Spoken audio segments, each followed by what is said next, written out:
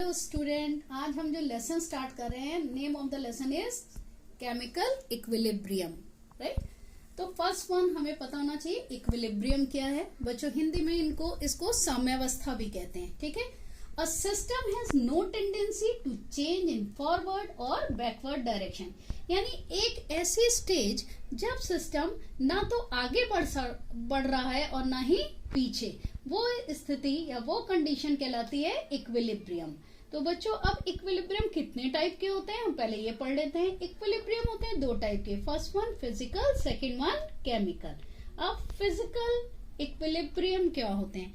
ऐसे equilibrium state जिसमें सिर्फ उसकी फिजिकल स्टेट जो है वो चेंज हो। फिजिकल स्टेट मीन्स ये सॉलिड से लिक्विड या gas, solid liquid gas situations में जब चेंजेस होते हैं तो हम कहते हैं फिजिकल चेंज। इसमें केमिकली कोई न्यू कंपाउंड फॉर्म नहीं होता। इट मीन्स उसका जो केमिकली स्ट्रक्चर देखें या फॉर्मूला देखें तो फॉर्मूला सेम रहता है। अब बच्चों केमिकल चेंजेस क्या होते हैं या केमिकल इक्विलिब्रियम क्या होते हैं? तो केमिकल इक्विलिब्रियम में केमिकल चेंजेस होंगे। इट मीन्स जब इक्विलिब्रियम या रिएक्शन एग्जिस्ट करेगी तो न्यू कंपाउंड फॉर्म होगा। जब न्यू कंपाउंड फॉर्म होगा तो उसका केमिकल कंपोजिशन भी डिफर होगा। तो यहाँ पे हम इसको अभी बाद में लेते हैं, पहले हम ले रहे हैं फिजिकल इक्विलिब्रियम। अब बच्चों फिजिकल इक्विलिब्रियम मीनिंग आपको क्लियर हो गया होगा। ऐसे इक्विलिब्रियम स्टेट जिसमें सिर्फ चेंज हुआ है उसकी फिजिकल स्टेट में। तो पहली कंडीशन हो सकती है solid to liquid. First one अगर आप एक बार ध्यान से देखें तो इक्विलिब्रियम स्टेट मैंने इंडिकेट की है रिवर्सिबल रिएक्शन से। रिवर्सिबल मींस ये फॉरवर्ड डायरेक्शन में भी हो सकती है as well as backward direction में भी। तो बच्चों पहला एग्जांपल है सॉलिड टू लिक्विड। अगर हम इसको सिंपल सा लें, हमने आइस ली और आइस को अगर वो मेल्ट होती है तो क्या बनता है? वाटर। और वाटर को अगर फ्रीज कर दिया जाए, ठंडा करा जाए तो क्या बनेगा? आइस, यानी कि सॉलिड। तो देखिए ये रिएक्शन फॉरवर्ड डायरेक्शन में भी हो सकती है और बैकवर्ड भी। इसको हम कहते हैं फ्यूजन इक्विलिब्रियम। दूसरी मैंने ली है लिक्विड टू गैस, इसको हम कहते हैं वेपराइजेशन इक्विलिब्रियम। सपोज हम ले वाटर और हीट करें तो क्या फॉर्म होगा बच्चों? गैस, यानी कि स्टीम। और जब उस स्टीम को कूल करेंगे तो वापस वाटर की ड्रॉपलेट्स बनेंगी, यानी कि लिक्विड। तो ये भी अगर आप देखिए तो ये सिर्फ उसके फिजिकल स्टेट में चेंज हुआ है, इसीलिए क्या है? Physical equilibrium. थर्ड वन मैंने लिया है सॉल्यूट। सॉल्यूट कोई हमने सॉलिड लिया, फॉर एग्जाम्पल मैंने KCl लिया, पोटेशियम क्लोराइड, और उसको मैंने वाटर में डिसॉल्व किया तो क्या बनेगा? उसी का वाटर में डिसॉल्व सोल्यूशन, यानी कि एक्वस सोल्यूशन। इसको हम कहते हैं सोल्युबिलिटी इक्विलिब्रियम। नेक्स्ट मैंने लिया है कोई सॉल्यूट, अगर हम गैस लें और उसको हम सोल्यूशन कोई हमने लिया है, तो जैसे हमने वाटर ले लिया, फॉर एग्जाम्पल अगर हम सोडा वाटर की बोतल में देखें तो बच्चों उसमें सॉल्यूट क्या है? कार्बन डाइऑक्साइड डिसॉल्व होती है। तो ये जो, और अगर हम उस बोतल को ओपन करते हैं तो वो गैस बाहर आ जाती है। इट मीन्स वो जो गैस है वो उसमें डिसॉल्व नहीं होती और बाहर आ जाती। इसका मतलब क्या हुआ कि फॉरवर्ड डायरेक्शन में भी हो सकती है ये रिएक्शन और बैकवर्ड में भी। अब बच्चों हम आते हैं केमिकल इक्विलिब्रियम पे। तो केमिकल इक्विलिब्रियम में पहली कंडीशन कि रिएक्टेंट से जो प्रोडक्ट बनेगा उसका केमिकल फॉर्मूला डिफर होगा।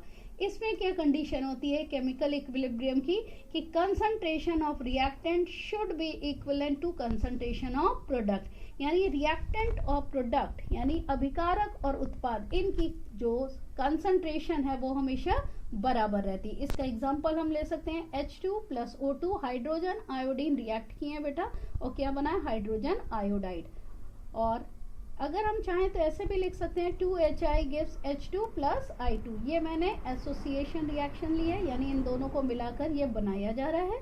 दूसरा लिया है PCl5 जो दे रहा है PCl3 + Cl2, phosphorus pentachloride, phosphorus trichloride और क्लोरीन।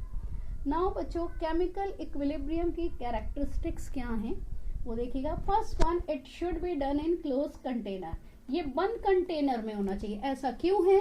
क्योंकि अगर कभी रिएक्शन में कोई गैस बन जाए और अगर आपने कंटेनर ओपन लिया है तो गैस ऊपर रिलीज हो जाएगी, तो बैकवर्ड रिएक्शन पॉसिबल नहीं होगी। और बैकवर्ड रिएक्शन अगर पॉसिबल नहीं है तो इक्विलिब्रियम एग्जिस्ट नहीं करेगी।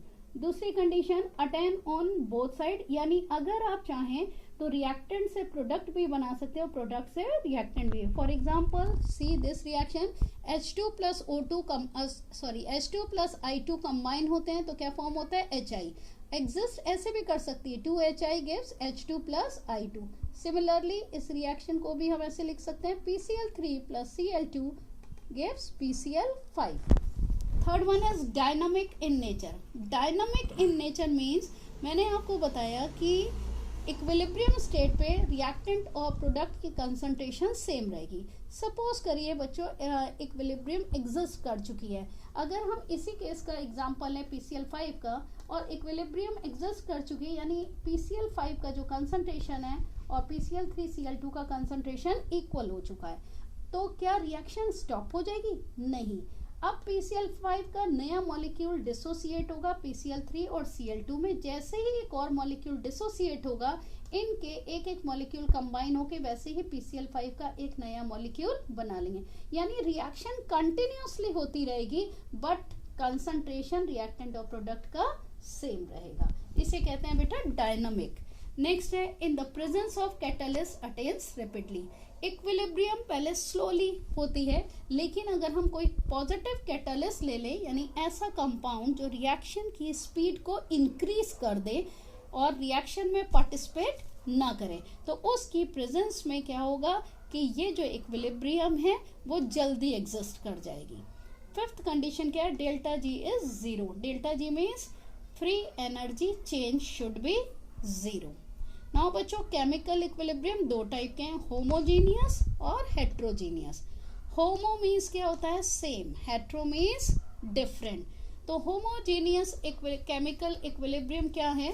जब रिएक्टेंट और प्रोडक्ट की फिजिकल स्टेट सेम हो, यानी कि जो ओवरऑल फेज है वो वन हो। जैसे मैंने पहले एग्जांपल में लिया बेटा 2SO2 gas plus O2 gas gives 2SO3 gas. तो आप देखो रिएक्टेंट और प्रोडक्ट दोनों की कंडीशन मैंने सेम ली है। ये जरूरी नहीं है कि गैस होगा, इट मे बी लिक्विड। अब मैंने एग्जांपल लिया 2NO nitric oxide, oxygen react करेगी, क्या बन रहा है? Nitrogen dioxide. तो अगेन गैस स्टेट दी है दोनों की, तो ये एक ही फेज होगा, तो ये भी एग्जांपल होगा होमोजीनियस का। Next one is heterogeneous chemical equilibrium. इसमें क्या होगा कि रिएक्टेंट और प्रोडक्ट की जो फिजिकल स्टेट है वो डिफर होगी, इसीलिए फेज क्या होगा? मोर देन वन। तो हम कहेंगे कैसा इक्विलिब्रियम है? हेट्रोजीनियस। एग्जांपल देखिएगा कैल्शियम कार्बोनेट जो कि सॉलिड होता है बच्चों, जब उसको हीट अप कर CO2 गैस, तो यहाँ पे देखिए ये दोनों तो सॉलिड स्टेट में है, पर ये क्या है? गैस स्टेट में। It means phase is more than one, therefore it is heterogeneous equilibrium. Take one more example. Iron when reacts with water it gives ferrosulfuric oxide which is solid और hydrogen gas. Again इसमें देखिए solid liquid gas तीनों ही हैं, यानी state same नहीं है, phase is more than one, therefore it is heterogeneous equilibrium. बेटा मेरे ख्याल से अब तक आपको क्लियर हो गया होगा केमिकल इक्विलिब्रियम क्या है। इस टॉपिक को हम नेक्स्ट वीडियो में कंटिन्यू करेंगे। Okay, thank you.